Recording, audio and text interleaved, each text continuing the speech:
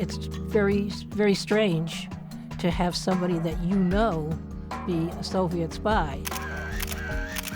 You know someone for 20 years and you realize you don't know them at all. We had learned that he accepted a position at Peking University. That kicked off the investigation. I personally was devastated. Devastated. Gobsmacked. He had no right to mess up my mind like that. Some of his best friends were his best sources, and I know I'm one of those in this case. It's possible that any of my cases after Earl started working with the Russians were compromised. All the work I had done was for nothing.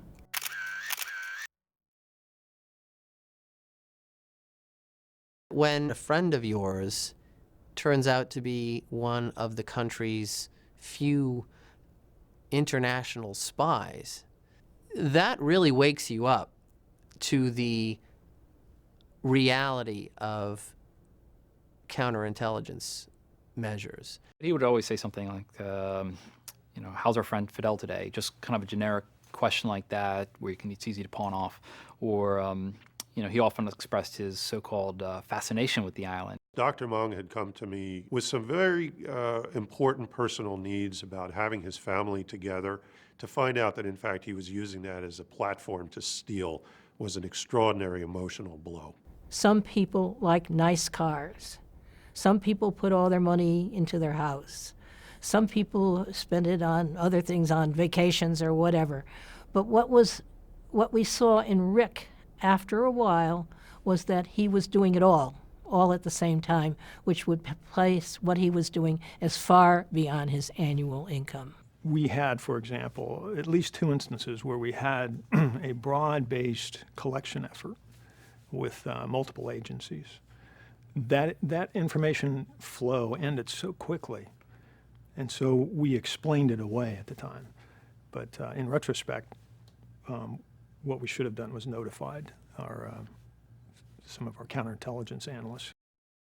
Between Rick Ames and Hansen, 10 people, as far as we know, it could be more, paid with their lives. And the way they died is they got a bullet in the back of their heads in the cellars of the Lubyanka prison in Moscow. There were programs that I worked on that the country had spent billions of dollars on. As my supervisor, he took it, said, boy, that's interesting. I think I'll just pass this on to the Soviets. Just Google trade secret theft or economic espionage, and you'll be shocked at the number of cases that have occurred. The loss to U.S. companies in 2008 was over $1 trillion. No matter how hard you worked, no matter how many hours you worked, no matter what you did to protect the information, it didn't matter. It was gone. I do feel that I lost 10 plus years of hard work.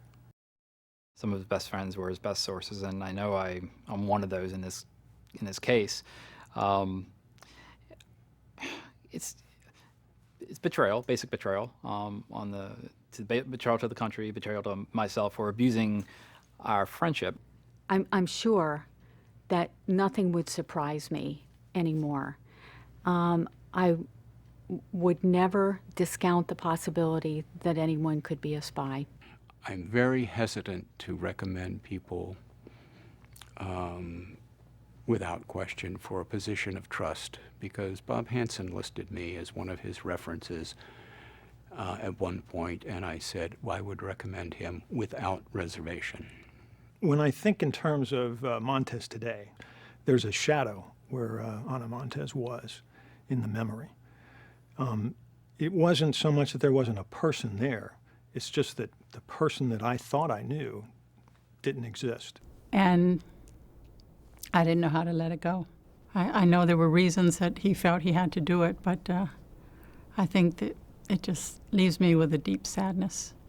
If I had the chance to talk to him, would I ask him why he did it, or